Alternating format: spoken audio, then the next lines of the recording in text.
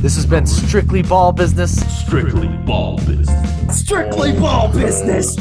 I like that video. Shit. Welcome to Strictly Ball Business. It's your boy Alec. I'm here with Dalton. We're talking the National Basketball Association. Meanwhile, we're having our fantasy draft for our new Dynasty League.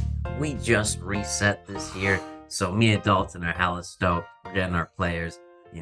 Teams are taking forever to make their picks. Basketball's back. Almost. Dalton is going to let us know what we got going on for today's show, however. Yeah. So what we got for today, we got 5 topics. We're going to talk about what's the most exciting division coming into this season. Nobody talks about divisions, but let's take a look at it. Each of us are going to say our top 5 most underrated players in the NBA this season. We have not many surprising. I think I got 1 or 2 guys that might be effective. But then we're going to dive right into, everyone knows everyone's shooting now, but we got to give the reasons why. We're going to break down the numbers, say, hey, this is why everyone's moving towards that direction. Then we're going to talk about Cade and Jaden Hardy. Ivey. We're going to talk about their dynamic, how they're going to do this next year, concerns, how far we think how good they can be. And then for our last topic, we're going to just break down the Bulls roster they have this season. Maybe a trade, but what does each player need to do for them to get back into contention? As we talked about at the end of last season, they were on fire. We really thought they could be a contender. Fizzled out, so we got to talk about what they're doing this season. To start out, the most exciting division. Wow. Nobody talks about divisions anymore. So, what do you think? Which division is number 1 right now? Which do you think? I feel like it's still a conference in the Western. Even though the East are climbing up, I know the Atlantic Division's really solid. You got the Celtics, Sixers, and Raptors. I really like that one. But I really think that the best one in the West this year is still the Pacific. I mean, you got the Suns, you got the Warriors. The Warriors just won the championship. You've got the LA Clippers coming back with Kawhi Leonard and Paul George being healthy, and they added John Wall. And you've got the Los Angeles Lakers, who, they still have LeBron James and Anthony Davis. They just add Pat Bev. Who knows what they're going to do this year? Sure, they're a clown show. We all realize that. But, there's possibilities that they could pull it together. I think crazier things have happened. And lastly, we got the Sacramento Kings, who are attempting to be good as well. So at the very least, you have 5 teams that are all striving to be good. Not a single one of them is trying to tank for anything. No, yeah, exactly. Yeah, the Kings emerging is a huge part. I do think they'll be better than they were last season. All 3. I think the Suns will be a little worse, but obviously they're still going to be in contention. Yeah, I think the most exciting is the Pacific. Everything you said, from Steph Curry to LeBron to De'Aaron Fox, like they're all there, all the talent's there. All of them are competing for the playoffs at least. Some of them would say I'd say there's 3 contenders in that Pacific conference alone, with the Clippers, Warriors, and the Lakers. No, the Phoenix Suns. Lakers think they are 3 legitimate ones for sure. Yeah, Lakers think they are, and then Kings still have some time to go. But I did do a bunch of math to see the one with the weakest link with the worst team is the Atlantic. I mean, you look at all these, and actually that's not right, but that's not the weakest one. But they have they have the most teams in the playoffs, or seriously that'll go far in the playoffs, which is super interesting, with the Celtics, 76ers, Raptors, Nets, and Knicks. That's pretty good. And by math, they are the best conference. They have the best winning percentages, the Atlantic. So, I mean, there's a lot of matchups people are excited for, especially the 76ers Nets matchups that are going to happen this year.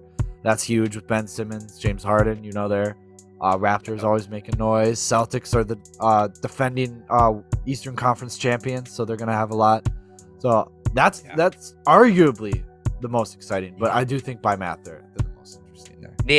The Atlantic Division is a very exciting division. Obviously, the Boston Celtics coming fresh off their championship appearance. What do? Are they going to make it again? Are they going to seal the deal this time?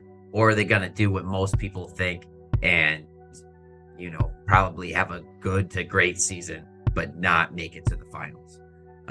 You got the Sixers, who, honestly, I wouldn't hate you if you said they're going to make the finals this year. I'd say I doubt it, but I get it. I get why you think that would happen. The Toronto Raptors, they continue to build up, and the Brooklyn Nets, they continue to look amazing on paper. I think they can do it this year. I think they can actually pull it together because Kyrie's going to be playing, ideally a full season, pretty close to it. So I think the Nets are going to be pretty damn good as long as they're healthy. The Knicks, I'm not so sure about, but they continue to be aggressive, and bringing in Jalen Brunson was great. I just think, if you're going to be that aggressive, just, give it all up for Donovan Mitchell, bring him home. He even said in his press conference today that he thought the Knicks were going to bring him home. Damn. Do you think the Knicks are going to be better than or worse this year? Better, by record, 37 or 44 is what they were this year. You think they will be better or worse? I think they might be worse, even though they got Jalen Brunson. I think they might win less games. It's just more competitive. There's more guys. People are getting better. Granted, the Hornets got worse, obviously, and the Magic are worse. Yeah, I mean, just got to think about the teams that made the playoffs last year in the East, and do you think the Knicks are gonna, finish ahead of them? And when you look at them compared to the Bulls, I feel like they're still a step down even from them. And I think the Bulls are, ideally one of the teams you'd knock out to get into the playoffs. Same with the Raptors, same with the Cavaliers. And I feel like they're not better than any of those teams. Cavaliers got significantly better by getting Donovan Mitchell. So, yep. Bulls, Cavs, Bucks. Going to another Eastern team was a double jab. Yeah. Plus, the Heat, they're still up there. I mean, are they going to be better than the Wizards? I guess that's a good comparison, but we'll see. This isn't a standing thing, but Knicks are better than the Wizards, I believe. But Wizards weren't in the playoffs last year, were they? No. I mean, I guess if you're the Knicks, you're kind of looking at the 9th or the 10th seed, and you're shooting to get above that. And if you do, you're like, oh, that was an amazing season. But realistically, you need to get at least 9th or 10th seed and then win to get in. You got to at least have that. I think they're going to battle for the play-in. I think that'll be it. They'll fight for 10. But if you're a Knicks fan, it's a disappointing season if you don't make the playoffs. I think Tom Thibodeau probably goes if they don't make it in. I hope so. But what do you guys think is the most exciting, or what do you think is the best division? Comment below. Let us know. Now we're going to get into top 5 underrated players. I really like this topic. I love all my underrated players. They're some of my favorites in the NBA. But I want to hear who your number 5. Yes, I have my list here of top 5 underrated players. And funny enough, my number 5, I don't know if it would be a surprise to you if it's a guy you have on your list, but I think he's underrated for a couple reasons. And one of them mainly because his big brother has taken all the spotlight from him, and he hasn't gotten a chance to really, prove who he is outside of his shadow. And that's why, Seth Curry is my number 5. I think, he's stepped up considerably the last couple of years in his growth, as he's gone from the Sixers and now to the Nets, and the Mavericks before that. He's really become a consistent scorer, 15 points per game and 42% from 3. You can't really ask for much more from that from a role player like that. That's what you need. Oh yeah, for sure. I think he's definitely top 10. He's not in my top 5, but he's one of the. He's kind of built that archetype for that role that you have to have. You have to fill that role on a championship team now. Is that just the off-ball shooter that's gonna give you 17 a game that just runs around? He built it right now. I'd say he's the leading guy. He didn't build it, but that Robert Horry type role that you have to fill on a championship team, and he kind of sets the archetype for the NBA right now. Yeah, I definitely think there's plenty of good scores in the NBA right now, but as one who's been consistent and getting better each year. I haven't seen many other than Seth Curry, and he's managed to stay available in late game matchups. So he's valuable. He's not a bad enough defender where he can't be on the court, and he's obviously better than a guy like Duncan Robinson who can't stay on the floor. So I just appreciate seeing the consistency and the hard work. No, for sure. My 5 was not enough people talk about him. He made an all-star team. Yeah, that's recognizable, but still nobody talked about him. Is Jared Allen. I think he's obviously a huge part of why the Cavs were successful then and now, and he does everything right. I think he's a great star to have, but nobody talks about him. Yeah, Jared Allen was my number 4. I mean, 16 points, 10 rebounds. It's like his averages, but like getting the All-Star appearance last year, becoming such a threat with Darius Garland, like it doesn't get much better than that. Yeah, the dude is a stud, bonafide stud. Bonafide, yeah. And I loved all of his highlights when he was with the Nets. He was just blocking everyone that season. LeBron, everyone. Yeah. Nobody was safe. The Fro. He's fiended. My number 4. I don't know if this is a guy in your top 5 either, but he's a guy who started last year, and this year I think he's might be a 6th man. He might start. Kind of depends on what his new team needs from him. But his name's Malcolm Brogdon, and almost a 20-point per game scorer. He dishes the rock while he's a great teammate, and he even has brought recognizability to women in basketball, as he is the only player in the association with a woman for his representation. Yeah. I love the president. He's great. He's awesome. He's also my number 4. Very underrated player. He's one of the best all-around guards you can get out there. Defense, shooting. Not volume 3-point shooting, but you still get the score. He's still a crafty player. The Bucks were chastised for like a year and a half because they kept the wrong point guard, They kept Bledsoe and traded away Brogdon when they should have done the other way around. So, granted, they might not have won a championship. We don't know. But he's great. He's awesome. I think Boston, he was such a steal for Boston. They got him for like nothing. And I think he might put him over the top. He's exactly their missing piece. He's a very, very quiet leader, but solid guy. Yeah, absolutely. And I meant he was my 3rd. So yeah, because I had Allen as my 4th. So, definitely excited to see what he's going to do on Boston. I'm excited to see him more in the spotlight because I feel like he's been kind of forgotten about, since he's been in Indiana. Yeah, he's been injured a lot of that time too. And last year they kind of had him in, and they didn't really want to play him with Halliburton. He would stub his toe at practice. They'd be like, "Oh, foot injury, he's out." He's like, "I can play. I can play, guys. It's just my foot." They're like, "Nope, get out, Tyrese. You get 30 more minutes." He's sweating with his iron lung in the back, but yeah, solid guy. My 3rd pick. I feel like a lot of people don't consider him an underrated player. Because he's excited. Is De'Aaron Fox. He's my number 3. He's awesome. 26 points per game last season. Though. Yeah, not enough people talk about it. I mean, he's not. When people talk stars or superstars, nobody talks about him. And I get he has this shooting issue, and they kind of sell him off on that. But I mean, 29% from 3 is pretty bad. But clearly, the guy's good at offense. I mean, he scores 26 last year, 23 this year, 6 assists a game. I mean, the guy, and he pushes the pace of this Kings team. He's not the reason. And a lot of people like to think that Tyrese Halliburton is better than him. I think he's a better offensive player than Tyrese Halliburton.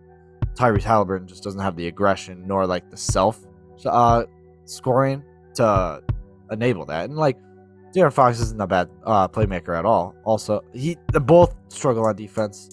Halliburton's probably more equipped to be better at defense, but Fox, he can be better. He has all the physicals to be I think he just needs the right coach. Yeah, no, I mean that's definitely fair. I mean he's had his rotation of coaches. I think he definitely has all-star potential, and he's already put up the numbers that an all-star would. I think they just need to have the full team put it together. They've got some solid players. This could be the year they make the playoffs, but they still feel like they're missing something. I don't know. We'll see. We'll see what they do in a full year with Sabonis and Mitchell Mitchell and Fox. Yep, Mitchell, Fox, Barnes, I think, is their third star. I'd like to see them get a real nice, like an elite defensive player. I mean, they went out and got shooting. I think their offense is going to be solid this year. They got Herter, they got Monk, they got who? I'm blanking on his name. They got another really nice shooter, DiVincenzo. No, they didn't get DiVincenzo. They got him in the trade last year. But yeah, Herter and Monk, great shooters. I'm excited to see what they can do next to. I think somebody's gonna be playing for that 2 guard, even though I like Monk's Mitchell. Coming in as their replacement from DiVincenzo, who just didn't work out there like they would hope. But definitely think they have some higher potential this year. Sure. Who's your 2? My 2, big sir, is Desmond Bayne. 18 points per game, 43.3%, 43.5% from 3 rather. Hard. You could say maybe he's not underrated, but I still think people don't talk enough about his potential. I mean, his scoring potential at this age with his defense that he can put in, he could be a star in this league. I mean, I can easily see him getting to 23 points per game within a couple of years. Oh yeah, and I don't know. I don't know if that's what it takes to be stardom. If he's got to do more than that, but I think he's got the potential to figure it out. Yeah, I think he has the potential to be a star. We talked about it. We both think that he's going to be have a really good career. I don't actually think he's underrated. I saw a lot of people did think when I was doing my research that he was an underrated player. 2 years in, I mean, like, I really don't like to consider somebody 2 years in that they're underrated from there. I think it takes some while for them submitting their role, and I think he still has some growth before we even can know what his actual rate is, before we can even underrate him or overrate him. So I didn't include him on mine, but no, solid player, and like I foresee him getting better. Does he have the potential? Plays for Memphis. We'll see how relevant they'll be, but he plays next to Ja, so I think he might always be underrated, just compared to Ja constantly, and that's not going to be fair to someone's career. So we'll see. Yeah, I mean, that's part of the underration, that's part of my calculation, you know what I'm saying? But I think that Desmond Bayne can be a star. Will he be a star with John Morant? Who knows? But they'll be relevant because, I mean, they had the 2nd seed last year. I don't see them missing the playoffs this year. If they do, that'd be a pretty big fall off. Yeah, it would. That would be a huge disappointment. But so my 2. Who's your next guy? So my 2 is the great guy, Jakob Poeltl. We talk about him. He has a game named after him. We love it. He's great. Does everything you need out of big man. I think he can always be a starting center just about on every team. I mean, 14 points per game, 10 rebounds. You get 1.5 blocks. You don't get any shoot. Actually, last season he had 100% 3-point shooting, but that's only because he shot like once. and he happened to make it. But 61% from a big man that doesn't shoot, 61% is perfect. We'll get into that with another topic. But he's great. What do you think of Jakob? Yeah, I love Jakob Poeltl. I think people don't realize the numbers that he does put up, and his per 36 is crazy. Oh, yeah. And, you got to love a guy who's played under Popovich. I think once Popovich is gone, this is going to be a guy who gets a huge contract if he leaves the Spurs. Yeah, I mean, deservedly so, too. I don't think he can ever get close to 20 points per game, but I think he can do everything else for you. Really lock down the paint. Great traditional big. Fundamentals, perfect. That's what you get out of a pop big. Well, you want to tell me your first? Yeah, I mean, I think... Oh, yeah. Sorry. You got more? You can talk more. My first... No, that's okay. No, it's okay. I mean, all I was going to say is that Jakob Poeltl, I think would work out really well next to a shooting power forward, obviously, ideally, or a shooting center, one of Yeah. those two. But I think easier said than done on that. I don't know if that fits out there, but if I'm a team who's already got that guy and needs another rebounding and post force, I would try to get Jakob Poeltl. Cat. Yeah, but Cat got Gobert, so After Gobert, we'll get Podol.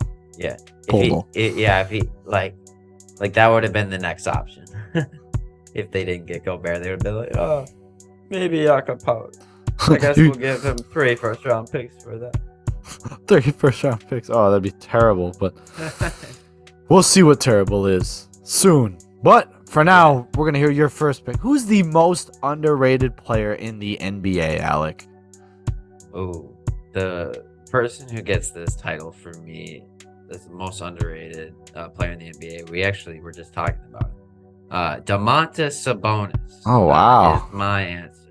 Yeah, he's a high scorer, he's a high rebounder, but I don't think he gets quite enough love. And when he got traded from Indiana to Sacramento, everybody was just shitting on him as if the Kings didn't get anything in return for trading away Tyrese Halliburton. They were like, the Kings just gave away their future. How could they do this? Well, because they got a freaking all-star postman. That's why.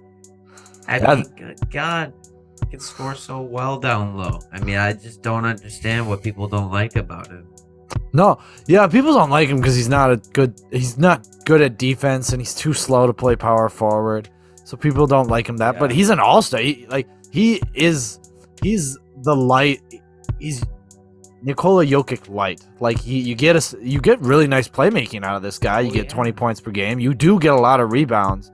As we were just talking about, I mean, those don't come around easy, and Cat's been struggling for a while, and Sabonis just can get those rebounds. So, his just paint defense isn't the best.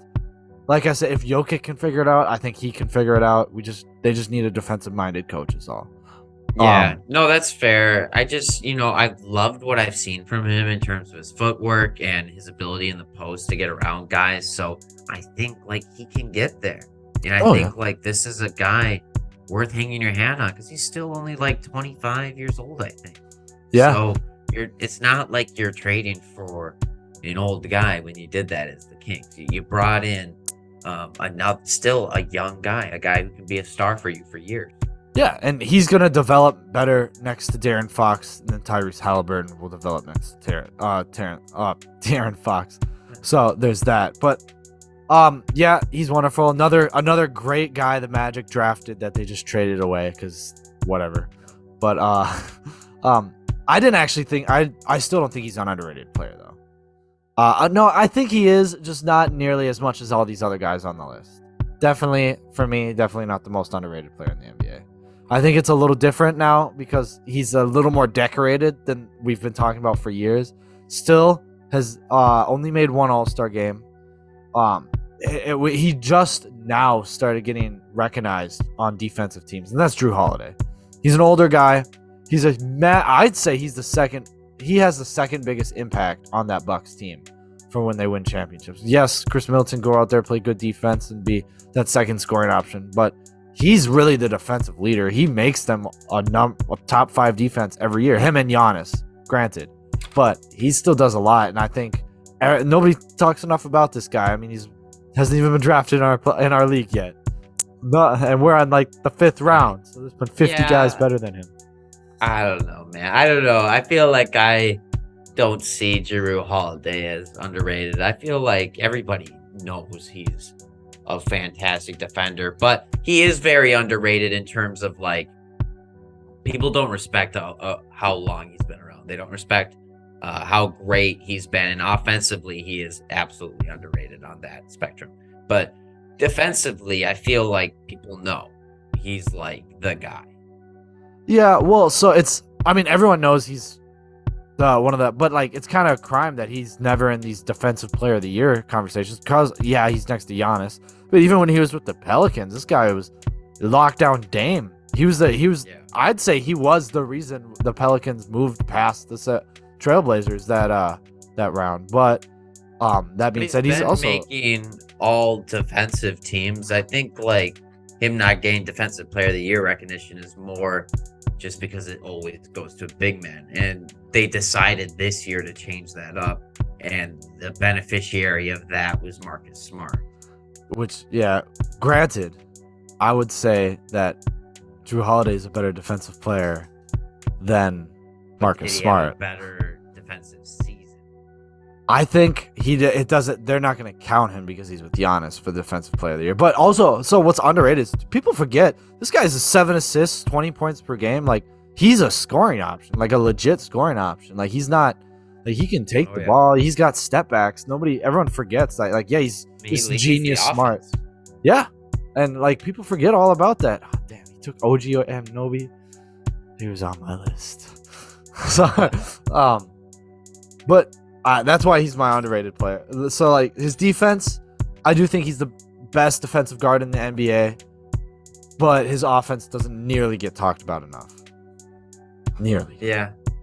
Yeah, I absolutely agree. I think his offense is very underrated. People pretty much just disregard him on that. And, like, I mean, he did make an all-star appearance when he was younger. And I feel like, yeah, I feel like people just don't remember that. Like, we just have a younger, NBA audience. Like, me and you, we were, pretty young back then even, but I watched. I know you didn't, but, I mean, Drew Holiday was a baller back then. He's a baller now.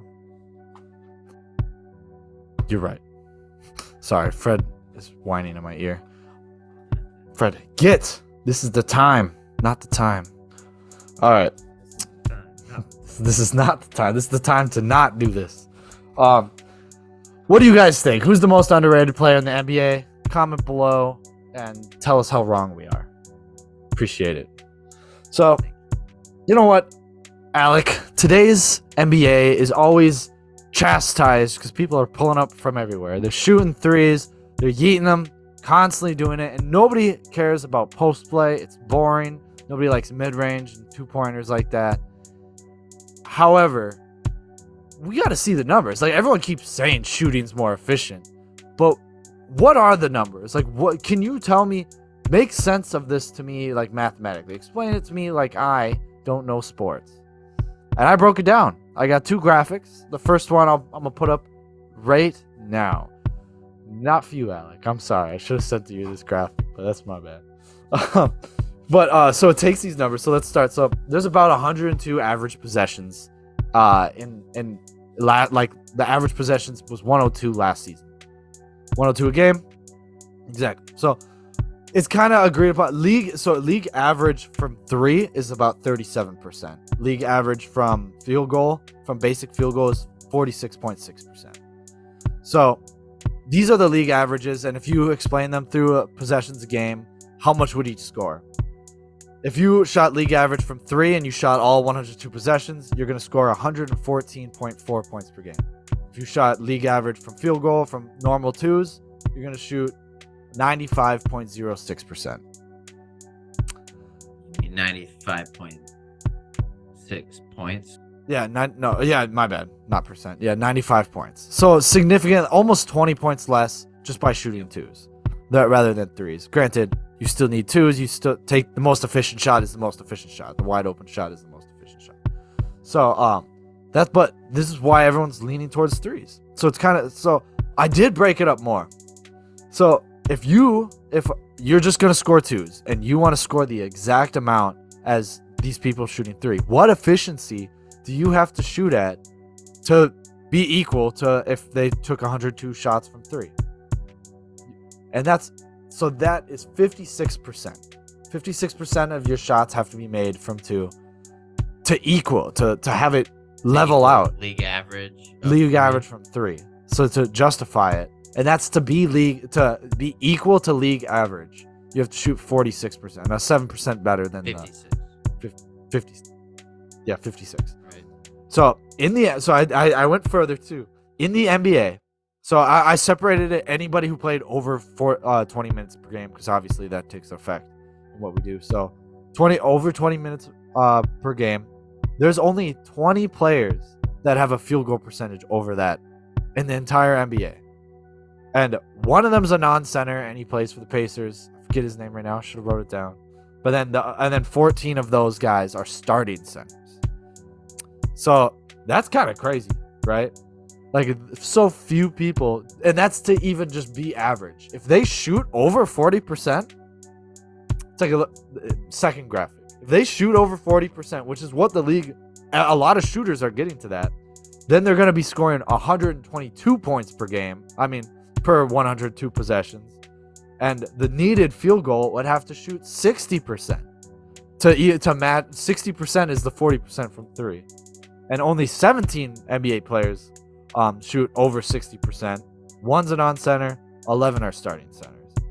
That's 4% of the NBA is justified by shooting twos. That's pretty insane now. And this is why everyone's moving to shooting. Why shooting matters so much is because only 4% of the NBA can justify not shooting to the threes. Yeah. I mean, you have to keep up with what everyone's doing around you. I mean, you can't go out there not shooting threes and have a team, put 4 threes on your head in a row, put them all in, and have a 12-point swing. Like, you cannot go into games having stuff like that happen because you got to be able to fight fire with fire. And that's what the data tells us. It's really just simple multiplication. You think we would have been able to figure this out like 50 years ago. But now they're like, holy crap, guys, I figured it out. They got it. 3 is greater than 2. It's simple math, but it works. But I wanted to explain this because, nobody's actually explained this to me. I want to do the math. Now, those that watching it, they don't have to ask anyone. They don't have, sometimes you can look down and be like, why is it better to shoot threes? No, I think it's great talking about, what it is in terms of points per game. Like, even just talking about it, league average, what it is right now, it being a 20-point per game difference like that is insane. Like, you have to have shooters on your team, and every team realizes that. Like, especially if your best player doesn't shoot threes, then you got to freaking load up on, like, role players who shoot them. Yeah. No, definitely. Exactly. It affects all of spacing. And I'm not saying that, like, still the effect of shooting threes is still there, too, like spacing the floor and stuff. Even if you're shooting 60% from field, it's still not as good as shooting 40%. The more you have guys on the perimeter, you're going to keep the lanes open. So, I mean, those 2-point shots are going to come easier, too. Yes, sir. Look, what do you guys think of that? Let us know. Who's your favorite shooter right now? Comment that below. Let us know. We're curious. My favorite shooter right now, super easy, super basic, Seth Curry. Just super exciting. He got me super excited about the NBA. I'm going to say super 5 more times before the end of this episode. Who's your super favorite shooter? My super favorite shooter of all time is Ray Allen. Ray Allen's good. All right. Let's talk about some young talent. Ray Allen played for the Pacers. These guys have nothing to do with the Pacers. They're the Pistons. They're similar to them in alphabet. Miller played for the Pacers, not Ray Allen. Oh, yeah. Ray Allen. Oh, yeah. Well, that was a bad intro. Welcome to Strictly Ball Business. We're talking about Cade and Jaden. Cade Cunningham and Jaden Ivey. There are two of these young backcourt that we're expecting to see with the Pistons. We didn't get to see much of Jaden Ivey because he got injured in Summer League. But we saw a lot of Cade last year. Improved throughout the season. Exactly what we kept harping. We're like, don't worry. He's going to do fine. Great guy. Tell me about their dynamic, Alec. What do you think it's going to look like? You think it's going to work out? Any concerns? Let's hear it. I think it's going to be powerful. I think it's going to be methodic. I think it's going to be a little bit of yin, a little bit of yang. I mean, it's really interesting because I think Cade is like the orchestra maestro, and Jaden Ivey is going to be like your gadget switch who can, go get you a bucket. And Cade is going to have his supervision. He knows how to get the ball to him. So, I mean, I think it's going to be a perfect fit. And Jaden Ivey's got some size. You can get that small guy out of there who was starting before, who's a bust now. Killian Hayes. Killian Hayes. That everyone hated us for. Gone. He's gone. So you put Jay and Ivey there and Cade Cunningham. I mean, I think it's going to be great. Like, either one of them can lead the offense up on a drive, too. So when Cade needs some time off there, you can get some ISO ball from Jaden Ivey. Maybe Cade goes sets a pick, gets someone open, gets himself. The possibilities are endless. Exactly. Well, yeah. So that's all there. You said it. Cade's the maestro. Jaden, I'm still not entirely sure what role Jaden's gonna have on this offense. It's still unsure. What I noticed a lot of watching the film for Summer League is it looked like they were making an emphasis to try to get him a lot of off-ball movements, running floppy, all this stuff, getting him some spot-up shooting too, rather than creating for himself. That's why I think that was a huge reason why they left Killian Hayes in Summer League. Not because they're trying to develop him as much, but because they wanted an actually really good playmaker, which all things considered, Hayes is a smart playmaker, to facilitate the development of Jaden Ivey. I think he was a great pick. He's a bit wild and erratic. It kind of scares me and concerns me, like a young Rose or like John Morant, who's in and out of injury a lot this last season. He missed some time this year for it. So it kind of stresses me out on that end. I'm not too worried about his shooting. His form looks good. I just feel like it's going to take a bit before it lands. I think it'll get there. I'm not too worried about that.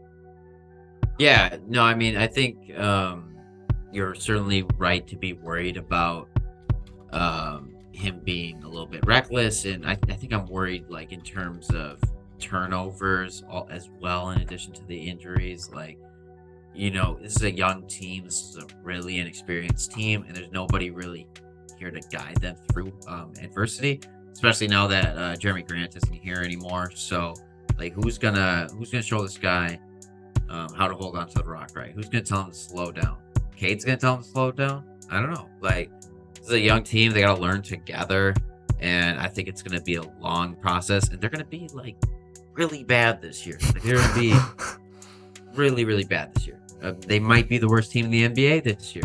But 2 years from now, I think you'll be looking at a team that's on the cusp of greatness. On the cusp of, making a big move to add to their solid young core. And this is just the beginning. Yeah. But I do want to talk a little bit on Cade's side too. So Cade, let's look at him. Is he ready for a guy like Jaden Ivey? I certainly think so. I don't think this is the stress at all. He, like you saw it, even with Killian Hayes and Jeremy Grant, he actually did a lot of off ball last year, and that's a lot of his personal scoring came from that too. A lot of catch and shoots, a lot of off ball screens, a lot of off ball cuts. This guy is constantly moving. I think that's really going to help out, even when Jaden Ivey gets to have the ball and gets to handle it more, as I expected it would get to that point. He was making over 36. He finished the year at 36% from three. The end of the year, he was shooting closer to like 38, 37, 38, which is that's league average. So that's fine for a rookie. I'll take that. They usually have some 3 points, but 71% of Cade's threes are assisted too. So that just opens up more for Jaden Ivey and the flexibility that maybe they can both.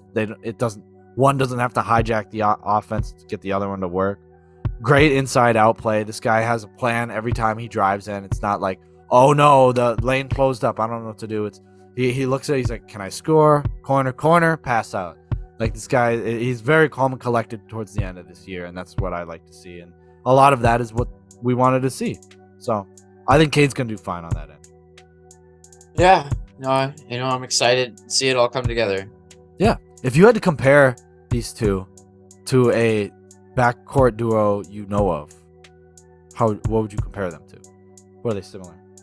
I kind of said, I think actually what's really close right now is Trae Young and DeJounte Murray. I think that's pretty close to what they can end up as. I'm not sure. We don't know if that concept will work, but I think they're both very similar to those two archetypes. Yeah, certainly. I think that's a great comparison. Similar, maybe not as direct comparison, but some similarities. I think with Jason Tatum, Jaylen Brown, even though they play some different positions, I think in terms of like explosibility and just how good they can get, I think like that's a similar duo. And like there was a historical one I was thinking maybe lost my train of thought on it. Maybe. Well, while you think of that, I kind of thought of Wall and Beal for a little bit. They're not exact matchup to matchup, but one has shooting issues, one's better at defense, one's One's a better play, like an elite playmaker. The other one's good at playmaking. One's just there for off. I think there's similar dynamics. Maybe not person to person matchup, but the concerns you would have with Wall and Beal are the same concerns I see having with this backcourt. So I think that's a good example for people that just want probably a proof of concept. But I mean, if they get there, that's both of them are superstars, but at different times of their careers. Wall was a superstar when Beal wasn't. Beal's a superstar and Wall's not now. So, yeah, no, I certainly think these guys can figure it out. I think their timeline makes sense. They're both young, and this is a good Piston team that's gonna bring it together, hopefully. Oh yeah, definitely. For our last topic, we got the Bulls. So they had a really nice year last year. I thought last year was impressive. I think it was a win for them. They skyrocketed up there. Had a close to MVP season from DeMar DeRozan. A lot of highlights from last season. So, what can they do with the roster they have? Let's think trades aside for now. We'll get to trades at the end. I have one trade. But what can the roster now do to make themselves a contender? What do you think? How does each one have to play? Do they have to do certain matchups? What are you thinking? I think, they got to get back to where they were to start the season last year. And DeMar DeRozan, if he can do what he did last season, that'd be awesome. Him coming out of nowhere to have an MVP-like season. I just didn't see that coming. I know no one else did. And it's hard to imagine it's going to happen again. But, maybe it will. If it does, I think the Bulls will be great because they're also getting back Alex Caruso. They're getting back Lonzo Ball. Like, those are huge additions, like massive additions. And Zach LaVine, I think, is going to have a big year too. And you got to look to Nikola Vucevic, who had a down season. And you got to hope that, a year more in the system helped him out and that he's just going to feel more comfortable maybe. And maybe the shots will fall more often. No, yeah, Vucevic is very much the seasoned player. But no, that mirrors just about everything I said. I mean, so first thing, injuries and health. They got three things they have to do. Really three categories is injuries and health. So Ball only played 35 games last season, and most games he's ever played in a season is 63, and that was his first year with the Pelicans. And then 50 years after that, this guy hasn't played he's only played over 55 games once in his career. So this guy's got to stay healthy. Yeah. I mean, I really like Lonzo. I think he's a talent. I think he's great. The Lakers, he wasn't that healthy? No. I think 45 games was the most he played with the Lakers a season. Yeah. He did not do that. He did not stay on the floor. Yeah, he was. I like him. I think he just has to stay out there. Caruso only played 41 games. Patrick Williams is a huge insert. He got injured at the beginning. He only played 17 games last season. They're going to get him back for a whole full season this time. He was a huge part of their defense. He's their power forward. They needed him, especially next to Nikola Vucevic, who's historically not the best defensive player, but can play in good defensive systems. But they got to do that. I mean, their defensive stars were missing a lot of time. Those are three of their best defenders with Lonzo, great defensive player, Caruso, great defensive player, and Patrick Williams. With them gone, they kind of just had to let their offense carry their season. But if they can build that defense, get these guys on consistent floor time, I think they'll do fine. Yeah. No, absolutely. Yeah. I think it'll be an interesting season because I think on paper, you look at the Bulls and you're like, yeah, these guys should be really good. Like, they were looking like a top 4 seed last year until things fell apart. Like, they should be really good. Should be a top seed, you would think. But you got other teams in the East getting better. You got the Nets bringing Kyrie Irving back full time. You've got the Cavaliers adding Donovan Mitchell. You've got 76ers. They're going to get teams getting better. Yeah, The Sixers, the Bucks, the Celtics, everybody's like, there's Hawks. Tons of talent in the East right now. The Hawks, it's just tough. It's just tough to be an NBA team right now. You try to do all you can to get better, but sometimes it's just not enough. No, I don't know who's gonna win it this year out of the East. You tell me right now who's making it out of the East. Who's making it out of the East? Fully healthy Bucks. I'm gonna say the Bucks still. I really like them, but I still got second team that gets out of the East. Second team that makes it out of the East. Ooh, Celtics. I think the Celtics are gonna be the next best ones. And then after that, it's the Heat. But two more things. So I think they got to work on their ceiling. So what they got 3 main stars: Vucevic, LaVine, DeRozan. DeRozan, I just want the same season. No more, no less. Give me what you did. I know that's a lot to ask, but you do that again, I think you can be a contender. LaVine has to step up. I know he had a fine regular season, made an all-star team. Guy's a talent. I'm not saying anything against it, but he fell off in the playoffs by about like 6 points per game average, and he was shooting worse efficiency too. This guy, he looked very timid, kind of lost his aggression. Like if you were watching, if just an random person went up and started watching an NBA game and they knew nothing about basketball, they could not tell you that Zach LaVine was the second best player on that team, because that's not the way he played in this playoffs. So I think he has to overcome that. On the contrary, Vucevic actually played great in the playoffs. He was efficient, hitting his shots. I actually don't think he has to play too much different than he did this year to help the team become a contender. I think his 17 points per game, 12 rebounds, I think that's perfect. What I need him to do is not shoot 31% from 3. He's a career 34% shooter. With the Magic, the last All-Star years, he was shooting 37, 38. If he can get back up to 35, 36, I think that's going to be great for their big man. He's shoot those. I think that'll make their offense more honest. I mean, they brought in vets. They brought in Dragic. They brought in Drummond. They re-signed Jones. They have the personnel there. So I think those 3 will help it. Hallelujah. Hallelujah.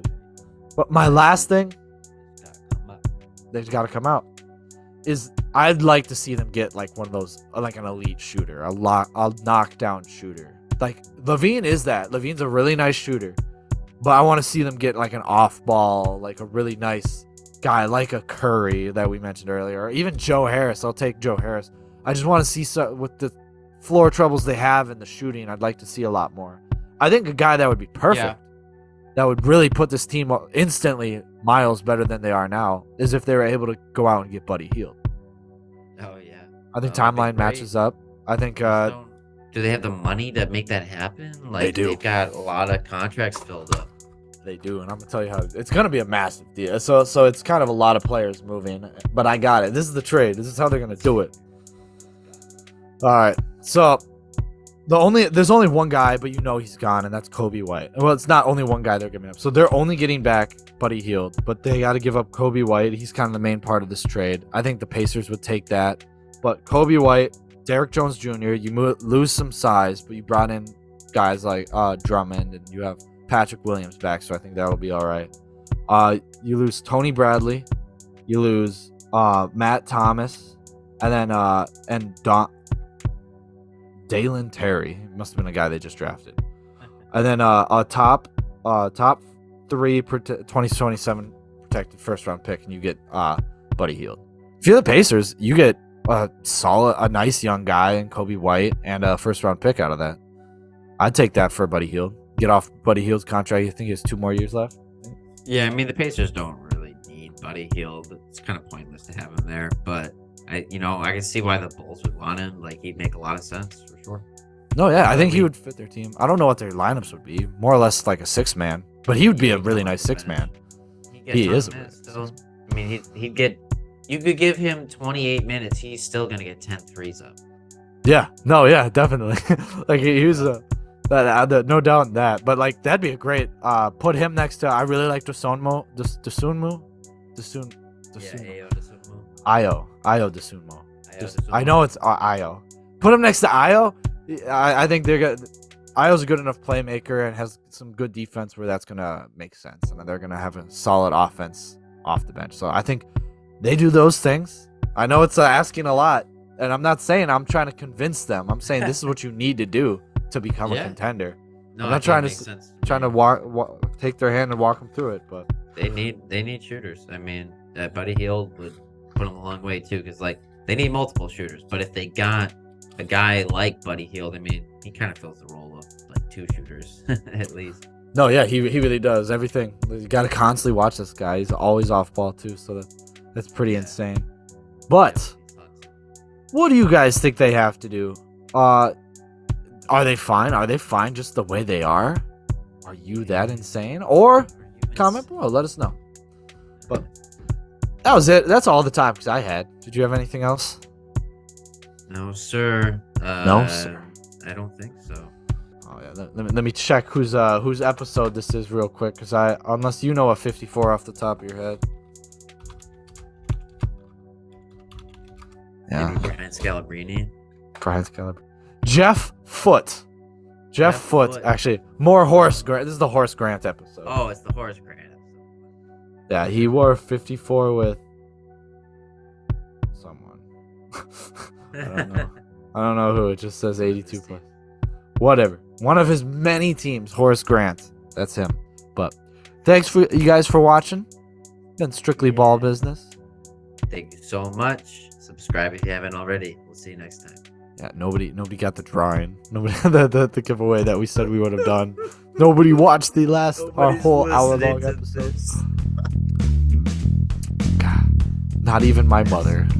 Bastards.